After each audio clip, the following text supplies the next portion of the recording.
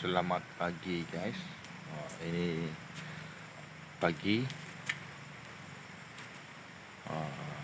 di kawasan sawit guys.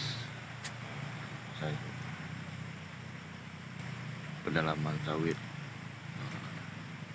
Inilah suasana kampung guys. Depannya sawit.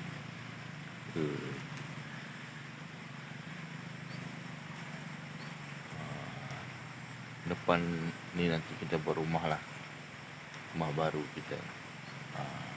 3-4 tahun akan datang kita berumah ke sini ya guys. Pas ni belakang ni kita buat apa-apa boleh buat belakang ni. Ini semua kawasan sawit guys. Guys, hidup di kampung macam ni guys. Balik pandang nanti kita buat kerja kau-kau guys.